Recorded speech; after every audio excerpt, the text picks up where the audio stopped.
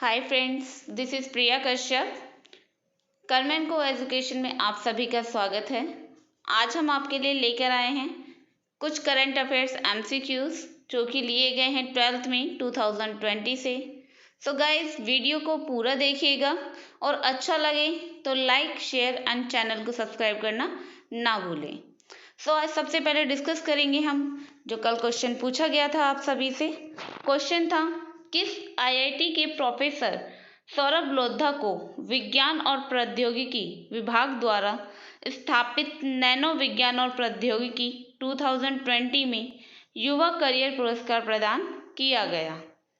Option थे IIT Delhi, IIT Kharagpur, IIT Roorkee, IIT Bombay. जो इसका करेक्ट आंसर था वो था आईआईटी बॉम्बे। मैं कुछ नाम लेना चाहूँगी जिन लोगों ने सबसे पहले आंसर किया। नाम है आकाश शर्मा, विकास शर्मा एंड थर्ड मोहम्मद शाहिद। एक बार डिटेल्स देख लेते हैं इस क्वेश्चन की। डिटेल्स हैं, आईआईटी बॉम्बे के प्रोफेसर सौरभ लोधा को विज्ञान और प्रौद्योगिकी विभाग द्वारा स्थापित नैनो विज्ञान और प्रौद्योगिकी 2020 में युवा करियर पुरस्कार प्रदान किया गया है। Young career award in nano science and technology पुरस्कार सरकार के विज्ञान और प्रौद्योगिकी विभाग DST द्वारा स्थापित किया गया है।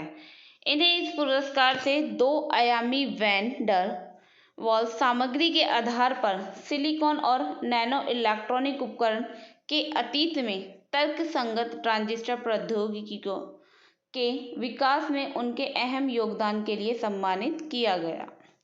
इसी के साथ आगे बढ़ते हैं आज का फर्स्ट क्वेश्चन। एंड गाइस, इससे पहले बताना चाहूँगी इस वीडियो के में भी लास्ट में आपको इसका एक लास्ट क्वेश्चन मिलेगा जो कि आपको अटेंड करना होगा कमेंट सेक्शंस में, राइट। तो इसी के साथ बढ़ते हैं आगे। आज का क्वेश्चन है फर्स्ट, सर्वोच्च न्यायालय द्वारा निम्नलिखित में से किन बैंकों को सरफेसी अधिनियम 2002 के तहत लाया गया है? ऑप्शन है क्षेत्रीय ग्रामीण बैंक, लघु वित्त बैंक, सहकारी bank, payment bank. Correct answer है इसका सहकारी बैंक। डिटेल्स देख लेते हैं। डिटेल्स हैं, सरफेसी अधिनियम की जो फुल फॉर्म है वो है securitisation and reconstruction of financial assets and enforcement of security interest act. यह अधिनियम वित्तीय संस्थान को अलग अलग तरीकों से संपत्ति की गुणवत्ता, उसकी क्वालिटी में उसकी सुनिश्चित करने में मदद करता है। यह अधिनियम जो है गैर निष्पादनकारी संपत्ति या खराब संपत्ति की जो भी समस्या होती हैं उनको हल करने के लिए तैयार किया गया है। हाल ही में जो भारत के सर्वोच्च न्यायालय ने सहकारी बैंकों को सहकारी बैंकों को सरफेसी अधिनियम के तहत रखने का फैसला सुनाया है, जिसका मुख्य कारण जो है सहकारी बैंकों का बैंकिंग विनियमन अधिनियम 1949 के तहत बैंकों की परिभाषा में शामिल करना है। इसी के साथ देखते हैं आज का नेक्स्ट क्वेश्चन।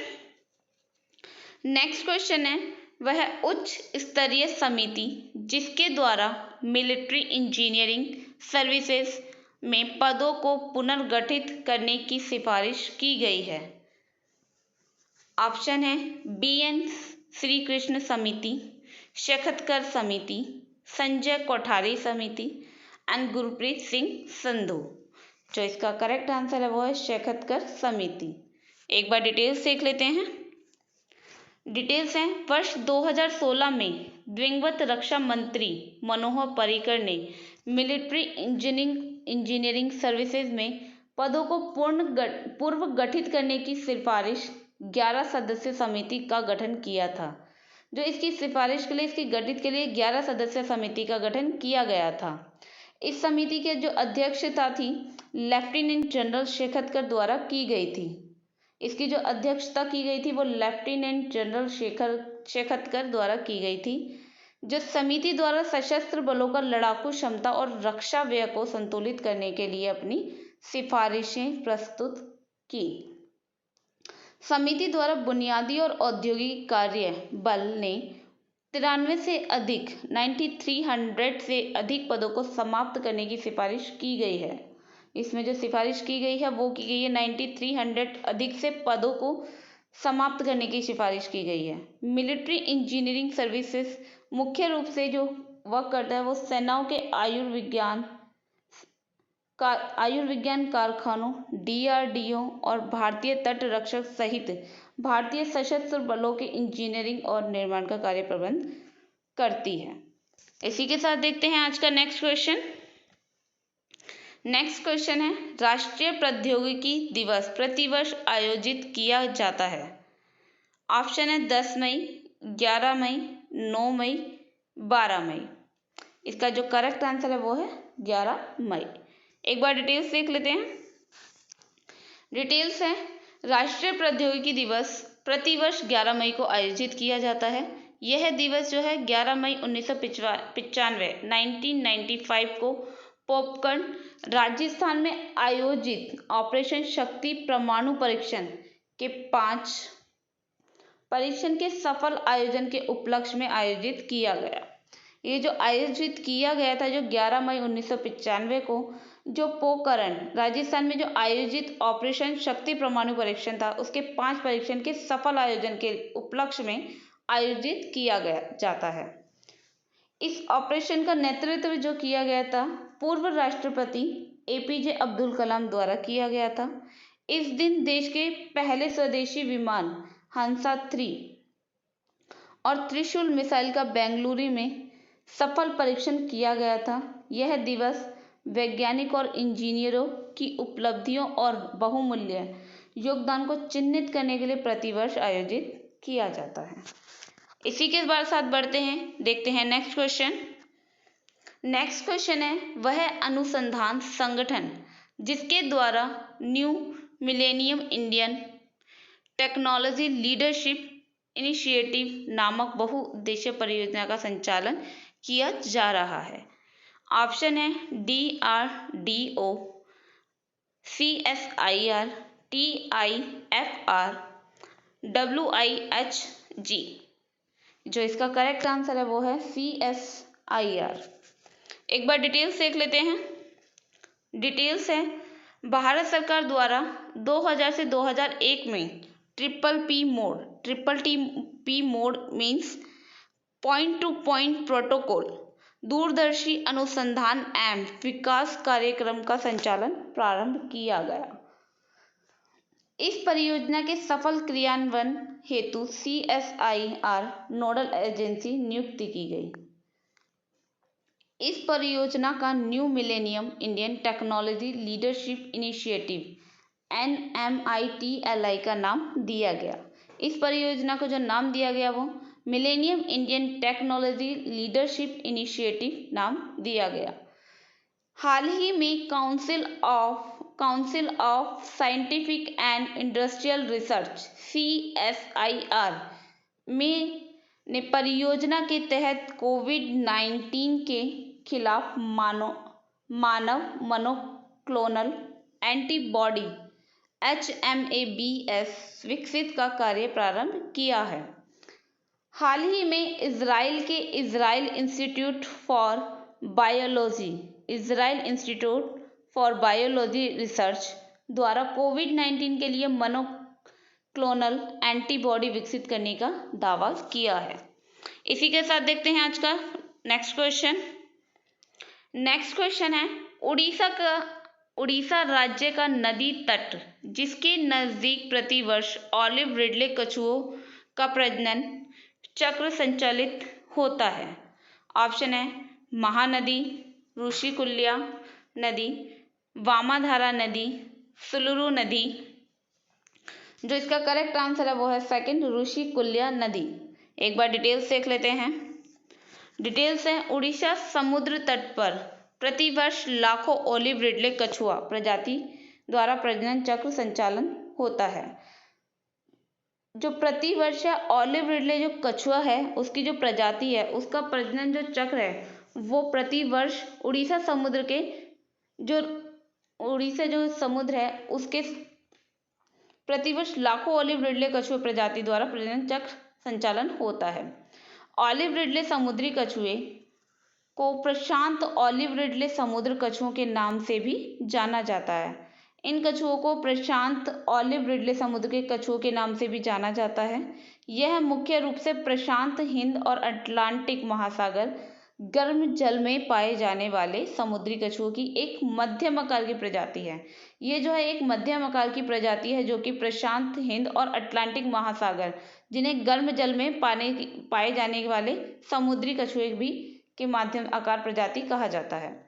यह मांसाहारी होते हैं। ये जो कछुए होते हैं वो मांसाहारी होते हैं। ये प्रजनन चक्र ऋषिकुल्या नदी के मुहाने संचालित करते हैं। ये जो अपना प्रजनन चक्र करते हैं वो ऋषिकुल्या नदी जो कि उड़ीसा के समुद्र के तट के पास जो उड़ीसा में है। ऋषिकुल्या नदी का उद्गम क्षेत्र दरीबंगाड़ी है जिसे उड़ीसा का कश्मीर भी कहा जाता है। इसी के साथ देखते हैं आज का नेक्स्ट क्वेश्चन। नेक्स्ट क्वेश्चन है कश्मीर में आतंकी समूह का नया नाम। Boko Haram, the resistant front, al Nusra front, Jemaah Islamiyah. जो इसका करेक्ट आंसर है वो है second, the resistant front. Details देख लेते हैं। डिटेल्स है द रेजिस्टेंट फ्रंट कश्मीर में आतंकी समूह का नया नाम है। ये जो नाम है कश्मीर में जो आतंकी समूह है उसमें से एक का नया नाम है। यह समूह मौजूदा आतंकवादी समूहों जैसे ए मोहम्मद, हिजबुल मुजाहिदीन, लश्कर ए तैयबा और अल बद्र से बना है। 5 अप्रैल 2020 के नियंत्रण रेखा के साथ कुपवाड़ा जिले में हमले की जिम्मेदारी द रेजिस्टेंट फ्रंट द्वारा ली गई है। यह अब एक गैर धार्मिक विद्रोह के रूप में एक प्रतिगामी आतंकवादी समूह है।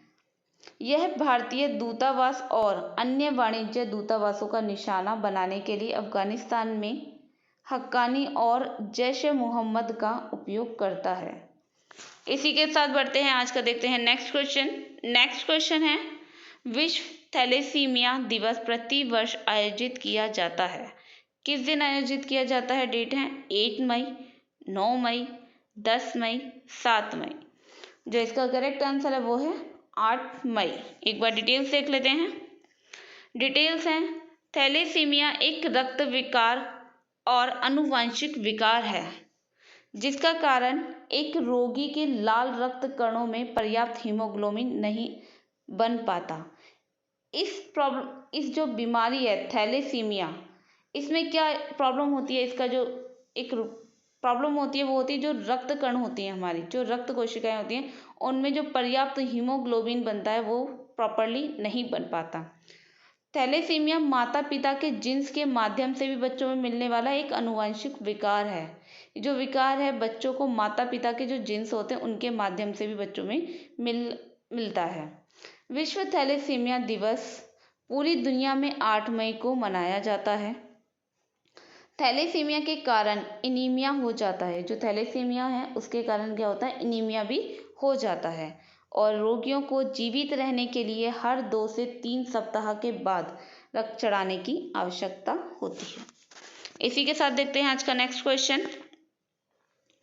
नेक्स्ट क्वेश्चन है वह वैज्ञानिक अनुसंधान केंद्र जिसके द्वारा सुरक्षा अनुप्रयोग के लिए ऊर्जा कुशल फोटो डिटेक्टर तैयार किया गया है। ऑप्शन है CIMAP, JNCASR, TIFR, WIHG।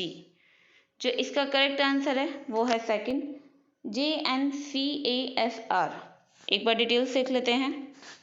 Details हैं JNCASR की जो फुल फॉर्म है वो है Jawaharlal Nehru centre for advance scientific research. और इस Jawaharlal Nehru centre for advance scientific research के वैज्ञानिकों ने सुरक्षा अनुप्रयोगों के लिए ऊर्जा कुशल फोटो डिटेक्टर तैयार किया है।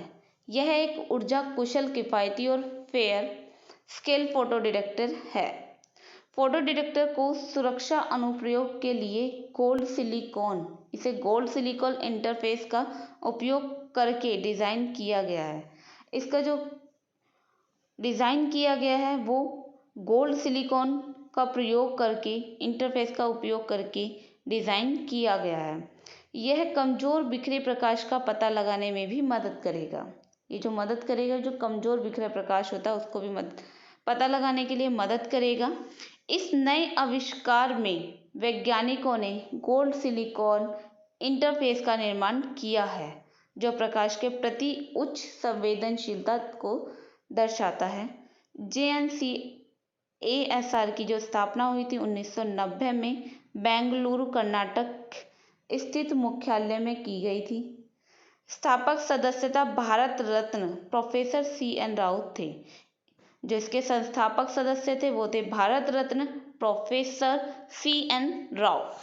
इसी के साथ बढ़ते हैं आज का, देखते हैं नेक्स्ट क्वेश्चन है, वह भारतीय प्रौद्योगिकी संस्थान जिसने ASTM मानव आधारित बैक्टीरिया निष्पादन में सक्षम फेस मास्क तैयार किया है। ऑप्शन है IIT Delhi, IIT Kanpur, IIT Hyderabad, IIT Mumbai. ये था हमारा आज का लास्ट क्वेश्चन। इस क्वेश्चन को सभी कमेंट बॉक्स में अटेंड करेंगे और इस क्वेश्चन को हम अपनी नेक्स्ट वीडियो में डिस्कस करेंगे, जैसे कि आज हमने जो कल पूछे हुए क्वेश्चन को डिस्कस किया गया। और इसी प्रकार से जो सबसे पहले आंसर देगा उसके नाम भी इसी प्रकार से बोले जाएंगे। तो गाइड, वीडियो अगर अच्छा लगे एंड वीडियो को पूरा देखने के लिए धन्यवाद। और वीडियो अच्छा लगे तो please like, share and channel को सब्सक्राइब करना ना भूलें। ये थे हमारे आज के कुछ इंपॉर्टेंट MCQ। अब मिलते हैं हम अपनी नेक्स्ट वीडियो में कुछ इंपॉर्टेंट MCQs के साथ। तो तब तक के लिए बाय एंड टेक केयर।